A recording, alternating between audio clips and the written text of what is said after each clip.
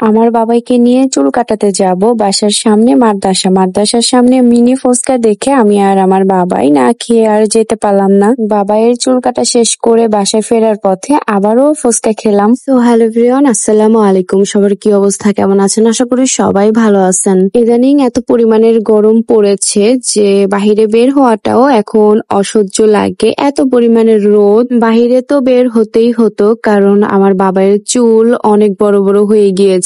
আমার বাবাই একদমই গরম সহ্য করতে পারে না। এখন আমার বাবাই বড় হয়ে গিয়েছে, এখন আর ওকে ন্যাড়া করে দেওয়া যায় না। ন্যাড়া করার কথা শুনলেই সে কান্নাকাটি শুরু করে দেয়। ওকে বুঝিয়ে শুনিয়ে তারপরে আজকে চুল কাটাতে নিয়ে যাচ্ছি। যাওয়ার সময় আমাদের বাসার সামনে মাদ্রাসার সামনে মিনি ফুচকা বিক্রি করে, সেখান থেকে আমি আর আমার বাবাই মিনি ফুচকা আর ঝালমুড়ি খাই। এছাড়া এই মিনি ফুচকা গুলো কিন্তু একটা ভাইয়া বিক্রি করে, অলরেডি কিন্তু আমি ব্লগ শেয়ার করে দিয়েছি। ওনারই বাবা আজকে বিক্রি করতেছে, উনি আজকে আসে নাই। তো এই তো এখানে দাঁড়িয়ে দাঁড়িয়ে আমি আর আমার বাবাই মিনি ফুচকা গুলা খেলাম। ফুচকা খেতে তারপর ঝালমুড়ি বানিয়ে নিয়ে যেতে যেতে আমি আর আমার বাবাই খেতে খেতে গিয়েছি। ঝালমুড়ি খেতে খেতে আমার বাবাইকে নিয়ে ফট করে চুল কাটাতে নিয়ে আসছি। ইস, এরকম যদি হতো যে ফট করে এখান থেকে ওইখানে যাওয়া যেত। ভাই, এটা শুধু ব্লগেই সম্ভব, ফট করে এখান থেকে ওইখানে যাওয়া।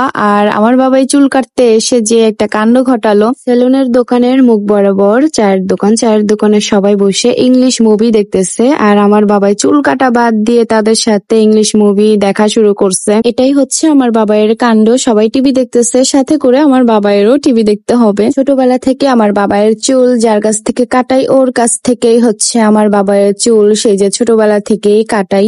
অনেক চুল সুন্দর করে কাটতে পারে। আমার বাবাইয়ের যে চুল কেটে দেয় আমার কাছে অনেক ভালো লাগে, সেজন্য ওর কাছে ঘুরে ফিরে আমি আসি আমার বাবাইয়ের চুল কাটাতে। যার সেলুন সে আমার বন্ধু লাগে, সম্পর্কে আবার ভাতিজাও লাগে। আমার বাবাইকে নিয়ে আসলে আমার বাবাইকে জুস অথবা চিপস কিনে দেয়, সেটা আমার বাবাই ভালো করেই জানে। জুস অথবা চিপস দিতে যদি লেট হয় তাহলে আমার বাবাই বলে ফেলে, আমাকে জুস চিপস কিনে দিলা না। চুল কেটে টেটে আমরা চলে গেলাম ফুচকা খেতে মদনপুর। আমার কেন যেন আবারও ফুচকা খেতে ইচ্ছা করতেছিল। অলরেডি কিন্তু বাসার থেকে আসার সময় আমি আর আমার বাবাই মিনি ফুচকা খেয়ে আসছি, তারপরও কেন যেন আবারও আমার অনেক অনেক ফুচকা খেতে ইচ্ছা করতেছিল। বিশেষ করে মদনপুরের এই ভাইয়াটার হাতের ফুচকা আমার কাছে খেতে দারুণ লাগে। এই ভাইয়াটার হাতের ফুচকার আমি বড় ফ্যান। আমরা কিন্তু এসেছিলাম তিনজনের জন্যই নিয়েছি। আমার বাবাইয়ের কিন্তু পুরাই 1 প্লেট লাগে। আমার যদি 2 প্লেট লাগে, কেন আমার বাবাইয়ের 1 প্লেট লাগবে না? কারণ আমাদের মা ছেলের দুইজনেরই ফুচকা